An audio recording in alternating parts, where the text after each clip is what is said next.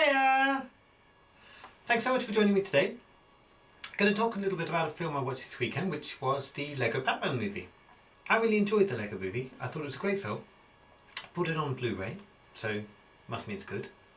The thing the Lego movie had, which was fantastic, was an amazing plot. So anyone who's seen the Lego movie knows full well the movie has a great plot. It's got a really interesting story, and for me what the Lego Batman film did that was so good was it actually continued that as a trend within the Lego films.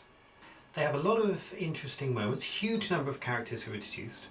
There's loads in the film for someone who is a long-time fan of Batman, lots of nods, lots of extra characters, lots of people who you wouldn't necessarily expect to see within a Batman film as well, things from the wider sort of Warner Brothers universe. It has a really interesting story. The story itself focuses on, let's say, the rivalry between the Joker and the Batman. That's something that's been going on for an awful long time. Where perhaps the Joker is a little bit more invested in it than Batman is. He's a bit more reserved about things. And as a plot device, I thought that worked really well. It had a number of interesting characters. You have various appearances from people who you'd expect to see in the film, particularly if you saw the first Lego film, but a huge number of other people as well who you wouldn't necessarily expect to see showing up in a Lego Batman film. As a big comic book fan myself, I liked the password to get into the Batcave. I thought that was really good. I thought it was a nice little nod to other things that are going on in the comic book world around. It's more than just a DC world, let's say, let's put it that way. Now the film really does go at a frenetic pace. It's joke, joke, joke, joke, joke. For me, it's a sort of 50-50 on how many jokes actually land, for me personally. But there's so many of them, they're absolutely peppered through the entire film, that you can't really do too badly. I mean, I think anyone that goes into this film and doesn't enjoy it, doesn't get some laughs out of it, it's just going to be totally not your thing. I mean, if you can't get some laughs out of this film, then I think comedy really probably isn't your thing. I've got to give enormous congratulations to this film to Will Arnett. Once again, he kills it as Batman. He's absolutely fantastic in the role. I've loved Will Arnett ever since I first came across Arrested Development, which is a great show. He's fantastic in that show as Job. He's really, he plays that sort of lovable rogue idiot particularly well. But within this film itself, before the film's even started, Will Arnett is in there making his jokes. It was similar to Deadpool in that way, in that you get Deadpool didn't do voiceover as they do in this film, but Deadpool did the sort of sarcastic comments within the actual title screens themselves, whereas this film went for straight off the bat, Batman's in there, Will Arnett's in there, and he's giving you a commentary as you're going through the film. Basically, before the credits have even finished, you've got a really good idea of who this Batman is. And you can pretty much tell exactly who this guy is without even going into the film.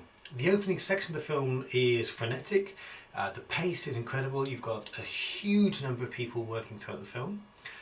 Batman basically takes down every one of his enemies he's ever faced, including enemies that you've never heard of before, or I'd certainly never heard of before. I'm not a big comic book reader, but I love the films. I've seen all the Batman films, even the terrible ones. And it did a really good job of referencing those films and doing little callbacks into them as well. So for me, I'd have to give the film a solid 9 out of 10. I thought it worked incredibly well. I thought it portrayed itself well on screen. I have to say, when I was watching the film itself, and this is probably the easiest way for me to say what a great film it was, I was watching the film with, in a, let's say, a half-full cinema. My local cinema, sort of half full, and there's Dad with his kids to the left of me, Dad with his kids to the right of me, various people in front of me with kids, etc. And the back row behind me was obviously some kind of birthday party of maybe 15, 16 girls occupying the entire back row, the entire row directly behind me. Now, normally, if I'm going to watch a film that I really want to concentrate on, if I'm going to watch a film that I'm going to get deeply invested into, I'm going to have to move. Okay, I can't sit in front of all these girls. We're really enjoying themselves during the film, and for me, it says a huge amount about the Lego Batman film that I was able to put up with that, and actually sort of enjoy having the atmosphere of young kids around who really enjoyed the film as well. I thoroughly recommend everyone go see this film. This film is fantastic. It's It's got so much to recommend itself for an everyday viewer. Go out and see this film. It deserves your money. Absolutely deserves your money. Go see it in the cinema. Okay, so let me know what you think. Comment down below.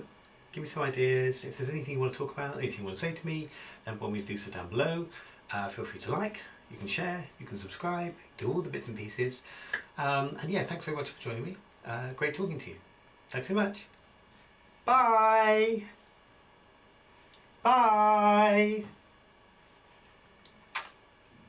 I hope you enjoyed that video. Now, if you click here, or here, maybe here, or there, I don't know.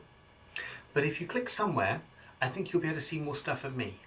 And that'll be good for me. And so thanks so much for doing that.